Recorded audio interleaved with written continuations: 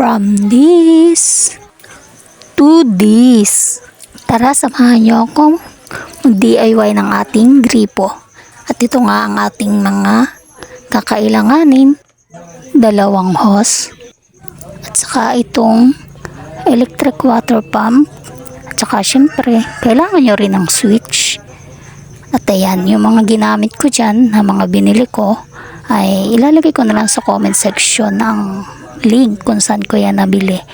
Para kung gusto nyo mag-DIY, madali nyo lang mahahanap yung store, diba?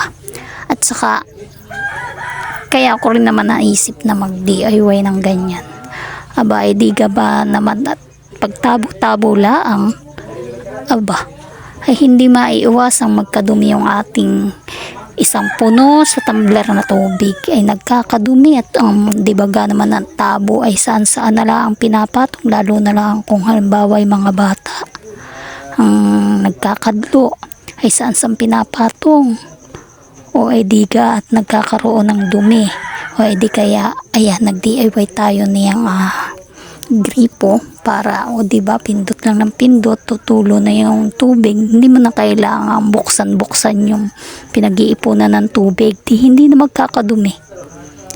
At ayan nga, kinabit ko na nga yung mga kailangan, yung hose, ayan ay atin na kinabit.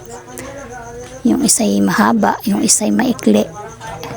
Yung mahaba para dun sa labasan ng tubig, yung maikli ay para dun sa tumbler. At ito nga yung switch. Ayan, kinabit ko na rin yung negative to negative and positive to positive. Ayan. Ikabit lang nating maayos. At syempre, natural, dapat balutan natin yan ng electric tape para safe, diba? At ayan nga yung ating electric tape. Ayan, balutin lang natin ng maayos. At ibabalik natin, ilalagay din natin doon sa loob ng ating switch. Para secure na if ever na sa kuryente nyo ikakabit yan, hindi sa battery. At halimbawa at kayo walang battery, pwede rin naman sa kuryente yan. Basta ayusin nyo lang ang pagkabit ng wiring para sure na hindi mag short circuit. Nahirap na. Di yan naman sa battery. Kahit pa yung iba minsan balibaliktad, okay lang yan. Hindi ka dyan makuryente. Pero sa kuryente, pag sa kuryente nyo ay kakabit, syempre dapat secured lahat yan para sa safety natin. Kailangan maayos yung pagkakabit. At ako'y medyo may phobia rin sa kuryente, kaya talaga diyan na lang din sa battery ko rin yan ikinabit. At ako'y kinakabagan bagay sa kuryente magsasaksak. Kaya nilagay na nga natin yan sa switch yung ating pinagdugsong na wire. At ayusin din lang na natin yung kabit ng ating sa pindutan ng switch. At syempre ayan, testing ko. At bala ko sanang tanggalin yung switch na yan kasi medyo maluwag na yan. Yung nakuha kong switch ay maluwag na. Pero okay pa naman yan, gumagana pa naman maski siya medyo luwag ng pindutin. Pero pag nakahanap ako ng mas okay na switch, papalitan ko rin naman yan.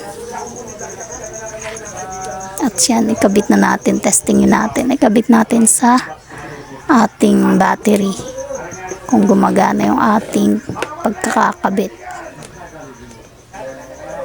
ng mga wire.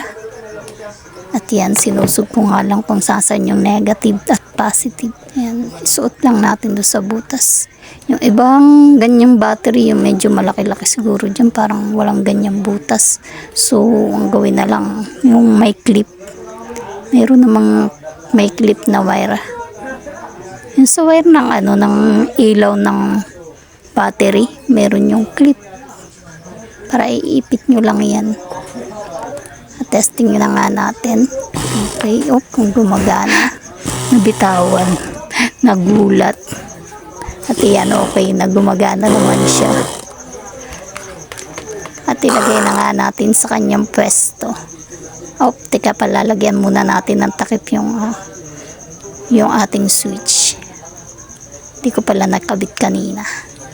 Ayan, okay na, nakakabit na. Pwesto na natin sa kanyang dapat na pwesto yung ating DIY na gripo. At ayan, okay na. Ang pagkakalagay dyan yan sa ilalim. Nandyan na rin, may tubig na rin yan. Nasalina na ng isang timba.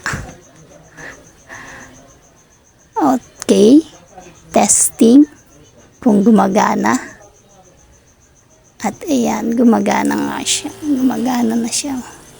Ayan tumutulo na. Hindi na magkakadlo-kadlo. At ayan, nilagyan ko nga yan ng faucet para naiiliko-liko yung ating gripo at nang hindi rin tayo nababasa.